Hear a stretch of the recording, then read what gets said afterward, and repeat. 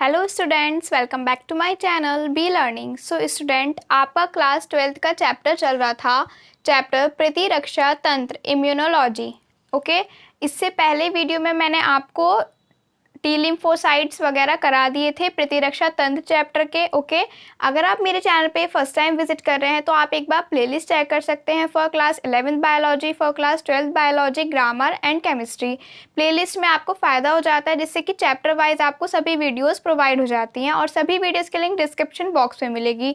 तो आपका चैप्टर चल रहा था प्रतिरक्षा तंत्र इम्यूनोलॉजी, इसके शॉर्ट नोट्स चल रहे थे और लॉन्ग क्वेश्चन में कंप्लीट करा चुकी थी। ओके, और ये वीडियो अपलोड होने में लेट इसलिए हो गया क्योंकि बीच में फेस्टिवल्स आ गए थे, है ना।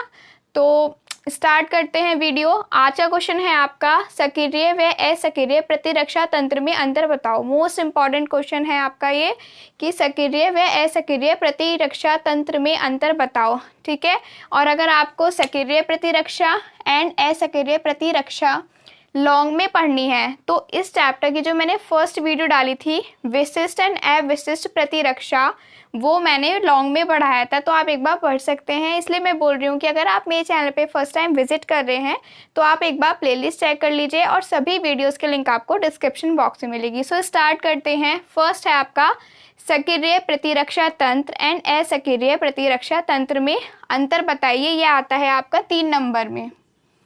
ठीक है, तो फर्स्ट पॉइंट इज, इसमें बॉडी की सेल्स इन्फेक्शन मतलब संक्रमण, ठीक है, इन्फेक्शन के प्रति प्रतिरक्षा प्रदान करती है। सक्रिय से पता चल रहा है एक्टिव और असक्रिय इनएक्टिव। ठीक है, तो अगर कोई इन्फेक्शन होता है हमारी बॉडी में तो हमारी जो सक्रिय प्रतिरक्षा है, एक्टिव इम्यूनिटी है, वो हमारा जो इन्फेक्शन है उसके प्रति क्या करती है, प्रतिरक्षा इम्यूनिटी प्रदान करती है। किसमें, सक्रिय प्रतिरक्षा में।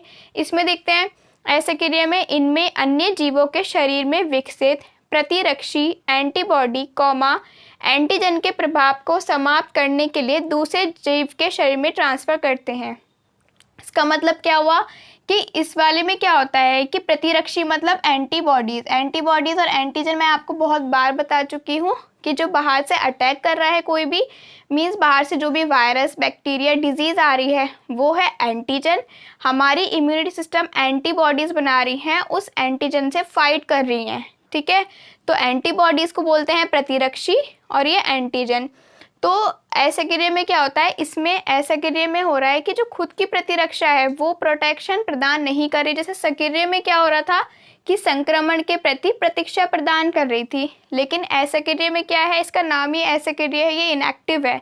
तो इसमें क्या होता है कि जीवों के शरीर में जो विकसित एंटीबॉडीज होती हैं ना, एंटीबॉडीज एंटीजन के प्रभाव को ख़त्म करने के लिए, एंटीजन जो बाहर से वायरस आया है या कोई भी डिजीज़ है, इन्फेक्शन है, एंटीजन के प्रभाव को समाप्त करने के लिए दूसरे जीव के शरीर में ट्रांसफ़र करते हैं। ठीक है, समझ गए आप। जैसे देखो सक्रिय में क्या हो रहा है, सक्रिय याद रखो, सक्रिय एक्टिव और असक्रिय इनएक्टिव। तो सक्रिय में जितनी भी चीज़ें होंगी वो एक्टिव होंगी और असक्रिय में जितनी भी चीज़ें होंगी वो इनएक्टिव होंगी। लाइक जैसे उसमें क्या था कि कोई भी इन्फेक्शन था उसके प्रति खुद से ही प्रतिरक्षा प्रदान कर रही थी, कौन, सक्रिय प्रतिरक्षा। लेकिन असक्रिय में बाई चांस अगर किसी को इन्फेक्शन हो जाता है तो जो एंटीजन का प्रभाव है, एंटीजन मतलब जो बाहर से इन्फेक्शन ने हमें अटैक किया है उसको कम करने के लिए हमें एंटीबॉडीज़ को दूसरे किसी जीव के बॉडी में ट्रांसफ़र करना पड़ता है। जैसे लिखा है दूसरे जीव के शरीर में ट्रांसफ़र करते हैं। इसका एग्जाम्पल मोस्ट इम्पॉर्टेंट है, ये है सर्प विष। सर्प विष, सांप का विष, सर्प विष, स्नेक वैनम। ठीक है, इंग्लिश में बोलते हैं स्नेक वैनम, हिंदी में सर्प विष। ये जो है ना आपका सर्प विष, आप बीएससी में जब आओगे ना तो आपका एक लॉन्ग क्वेश्चन है सर्प विष के ऊपर ही। ठीक है, तो वो तब आप पढ़ोगे, लेकिन यहाँ पे आपको एग्जाम्पल लिख कर आना है सर्प विष। ठीक है, सेकंड पॉइंट है, ये लॉन्ग टाइम के बाद आराम प्रदान करती हैं। जो सक्रिय प्रतिरक्षा है जब वो अपना प्रभाव दिखाती है ना तो वो काफ़ी लंबे समय के बाद हमें आराम, रिलीफ देंगी।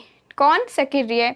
असक्रिय ये तुरंत आराम प्रदान करती हैं। जो असक्रिय है इसमें एक चीज़ तो अच्छी है चलो कि ये तुरंत रिलीफ, एकदम ही क्या है, हमें रिलीफ देगी। लेकिन जो असक्रिय है सक्रिय है वो आफ्टर लॉन्ग टाइम आराम प्रदान करती है। थर्ड पॉइंट है इनका कोई दुष्प्रभाव, मतलब जो हमारी सक्रिय प्रतिरक्षा है उनका कोई भी दुष्प्रभाव, कोई भी साइड इफेक्ट नहीं होता है। इनके कारण प्रतिक्रिया का मतलब होता है रिएक्शन, ठीक है, इनके कारण प्रतिक्रिया हो सकती है। फोर्थ पॉइंट है ये परमानेंट होती हैं। जो सक्रिय प्रतिरक्षा है वो परमानेंट होती हैं, ये परमानेंट नहीं होती हैं। तो ये परमानेंट नहीं होती हैं। तो आपका 3 नंबर में आएगा कि सक्रिय व असक्रिय प्रतिरक्षा तंत्र के बीच अंतर बताओ। तो आपको ये 4 पॉइंट लिख के आ जाने हैं, एग्जाम्पल जरूर लिखना है, सर्वविश वो भी हाईलाइट करके। नेक्स्ट क्वेश्चन आप देखते हैं, वैक्सीन व टॉक्साइड TOXOID टॉक्साइड का तुलनात्मक वर्णन करो। ये क्वेश्चन भी मोस्ट इम्पॉर्टेंट है, आपका आता है पेपर में, बहुत बार आता है, आप आंसर उठा के देख सकते हो, ठीक है। वैक्सीन व टॉक्साइड का तुलनात्मक वर्णन करो, ये इस टाइप से आ सकता है, या फिर आपका डिफरेंस आ सकता है कि difference between vaccine and toxoid, कि वैक्सीन और टॉक्साइड के बीच अंतर स्पष्ट करो। तो आपको यही लिखना है, ठीक। और जो ये वैक्सीन और टॉक्साइड वाला क्वेश्चन है, सॉरी वैक्सीन का जो लॉन्ग क्वेश्चन है ना, वो मैं एक बार कंप्लीट करा चुकी हूँ। जब आप प्लेलिस्ट ओपन करोगे ना तो वहाँ पे अनसोल्ड एक प्लेलिस्ट बनी है, बायोलॉजी अनसोल्ड इन हिंदी, ठीक है। तो उसमें आपको एक क्वेश्चन दिखेगा, वैक्सीन क्या होता है, कितने प्रकार की होती हैं। तो आप अगर वैक्सीन के बारे में डिटेल में पढ़ना चाहते हो, वो भी इम्पॉर्टेंट क्वेश्चन है, तो आप मेरी प्लेलिस्ट वो वाली भी चेक कर सकते हो, ठीक है। मैं इसलिए बार बार बोल रही हूँ, प्लेलिस्ट से आपको फ़ायदा हो जाता है कि जो भी क्वेश्चन आपको देखना है, जिस भी चैप्टर का देखना है, आप चैप्टर वाली प्लेलिस्ट पे क्लिक करो और आपको सभी वीडियोस इजीली प्रोवाइड हो जाती हैं, ठीक है, ढूंढनी नहीं पड़ेंगी। और सभी वीडियोस के लिंक डिस्क्रिप्शन बॉक्स में है। तो वैक्सीन मैंने एक बार लॉन्ग में करा रखा है, ये तो शॉर्ट नोट की तरह करा रही हूँ ये वाला, कि वैक्सीन और टॉक्साइड में अंतर, लेकिन वैक्सीन मैंने एक बार पूरा करा रखा है, आप चेक कर सकते हो अगर आपको पढ़ना है। सो अब ये स्टार्ट करते हैं, वैक्सीन व टॉक्साइड का तुलनात्मक वर्णन करो, कि वैक्सीन क्या है और टॉक्साइड क्या है।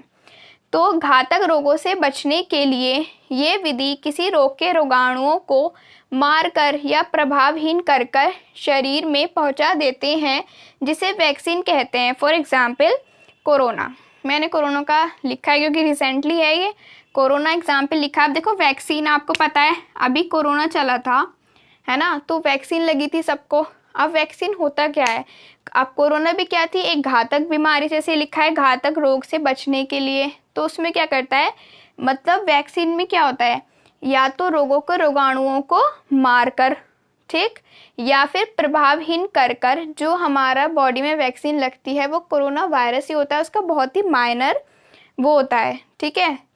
तो इसमें यही है कि किसी रोग के रोगाणु को मारकर, मतलब रोग के जो रोगाणु, मतलब रोग के जो जर्म्स हैं ये, उसको ही मारकर, या प्रभावहीन, या फिर प्रभावहीन कर कर, मतलब उसका कोई प्रभाव ही ना बचे, प्रभावहीन कर कर बॉडी में पहुंचा देते हैं, जिससे क्या होता है, हमें डिजीज नहीं होती, घातक रोग नहीं होता, इसको ही वैक्सीन कहते हैं। Example corona. तो अगर आपसे कोई भी पूछे कि वैक्सीन क्या होता है, तो आप उसे बताओगे कि कोई भी बड़ी डिजीज़ है उससे बचने के लिए हमें वैक्सीन लगाई जाती है।